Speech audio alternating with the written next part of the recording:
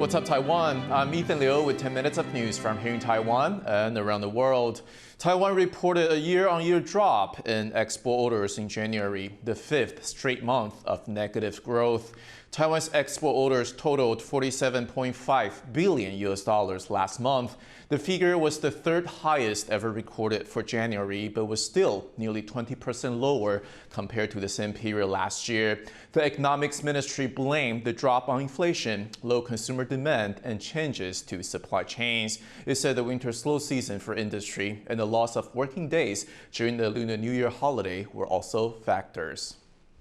Over a dozen Taiwanese cement producers have been fined for colluding on prices.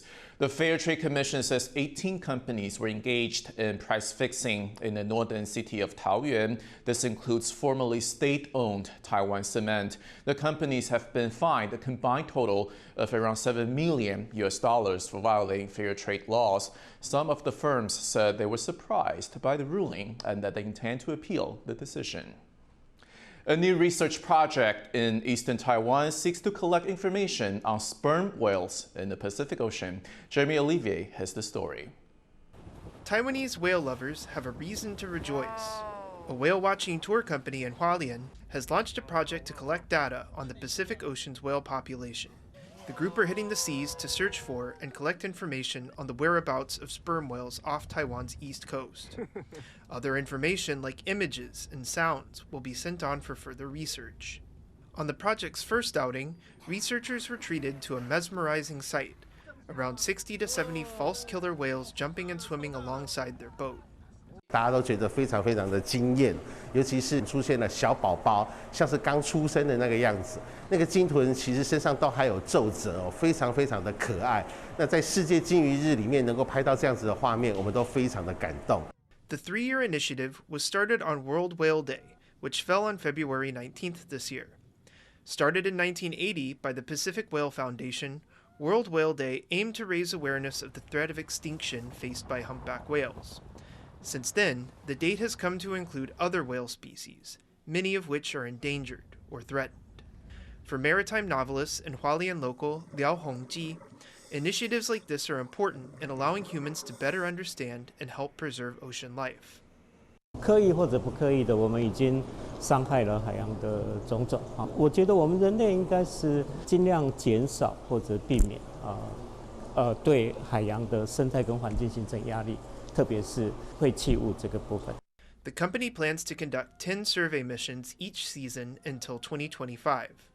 While most will only include researchers, some of the outings will also be open to the general public, a perfect opportunity for anyone who is interested in learning more about these magnificent sea creatures. Damon Lin and Jeremy Olivier for TaiwanPlus. Now, viewers, beware if you have trypophobia, as thousands of sea bubbles, which are actually floating algae, were spotted on beaches in Taiwan's outlying Penghu Islands. The type of algae has the colorful common name of the oyster thief, or Ceneus ballweed. Some local fishermen said they've never seen so much of it at once. Fishery officials say warmer sea temperatures could be causing it to detach from rock or coral surfaces and float away. They also say this situation is not harmful and won't last long, as cooler temperatures are likely on the way. Two teams from Taiwan won gold at an international baking competition over the weekend here in Taipei, and it is the first time the event has been held in the country outside of Europe in its 52-year history. Joyce Zhen has more details. Going to Taiwan! Cheers erupting for Team Taiwan. They've just won first place at the UIBC International Championship for Young Bakers. The event in Taipei saw Jian Si-yun and Zheng Jie-ying claim the competition's coveted artisan bakery category, besting teams from Sweden and Brazil. The pair did this by cooking up 140 baked goods in only 6 hours. 就是水泡破了又再破，破了再破这样。痛要忍着继续做，完整做好才是重点。 The competition invites the cream of the crop of under 25s from around the world. This year, the prestigious event left Europe for the first time since its founding in 1971. The competition saw Jian and Zhen receive notable praise for their showpiece, Scenic Ballet, a piece that pays tribute to one of Taiwan's indigenous groups. And other members of Team Taiwan were also on a roll. 20-year-old Lin Penghu went on to take first place in the Western pastries category. She beat competitors from Germany, Brazil, and Malaysia. Taiwanese culture was front and center in Lin's confectionery creations. Her chocolates and fancy cakes depict dragon and lion dances, raised lanterns, and an auspicious goldfish. Ling also used local ingredients, including tea and fruits, to make sure her pastries tasted as good as they looked. 还是有一些小失误，然后当然就是赶快在下一次的流程中，比赛开始前把它调整好。很意外自己可以拿到这么好的成绩。The emotional wins indicate that Taiwanese talent is on the rise in the global confectionery scene. And Team Taiwan's sweet victories on their home turf show that sometimes people can in fact have their cake and eat it too. Eason Pan and Joyce Zhen for TaiwanPlus. A multinational project is trying to reintroduce cheetahs to India after the country's native population went extinct some 70 years ago.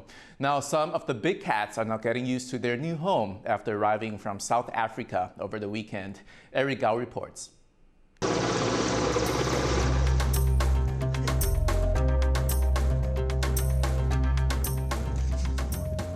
Exploring its new home, this cheetah has completed a long journey from South Africa to India.